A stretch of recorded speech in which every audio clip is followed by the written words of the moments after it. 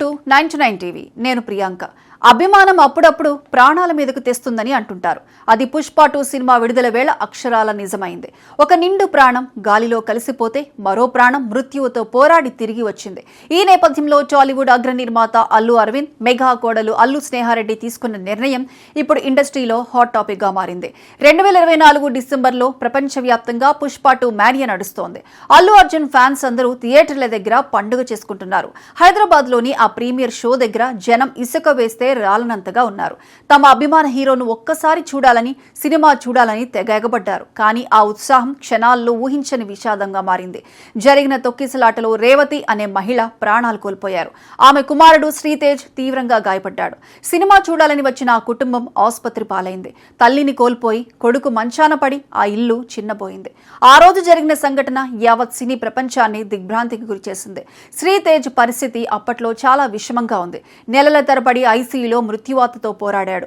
అల్లు అర్జున్ స్వయంగా ఈ విషయాన్ని సీరియస్ గా తీసుకున్నారు. కేవలం మాటలతో సరిపెట్టకుండా ఆ కుటుంబానికి భరోసా ఇచ్చారు.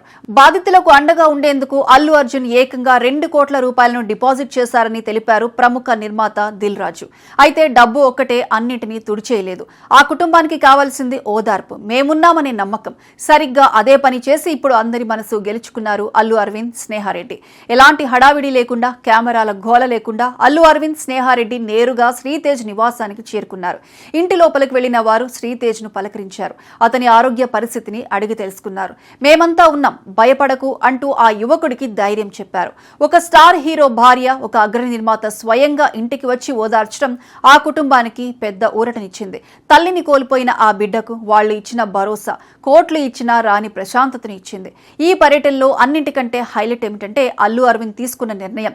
పరామర్శ ముగించుకొని తిరిగి వెళ్లే సమయంలో శ్రీతేజ్ సోదరితో ఆయన ముచ్చటించారు. ఆమె భవిష్యత్తు గురించి అడిగారు.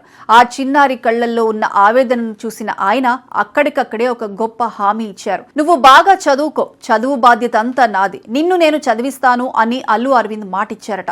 ఒక తాతలా ఆమె తల నిమిరి ఇచ్చిన ఆ భరోసా ఆ కుటుంబంలో కొత్త వెలుగును నింపింది. కేవలం ఆర్థిక సాయంతో చేతులు దులుపుకోకుండా ఒక బిడ్డ భవిష్యత్తును తీర్చిదిద్దుతామని చెప్పటం నిజమైన మానవత్వం అనిపించుకుంది. సినిమాలు కోట్లు వసూలు చేస్తాయి, రికార్డులు సృష్టిస్తాయి. కానీ నిజమైన మెగా సక్సెస్ అంటే ఏంటో అల్లు అరవింద్ స్నేహారెడ్డి నిరూపించారు.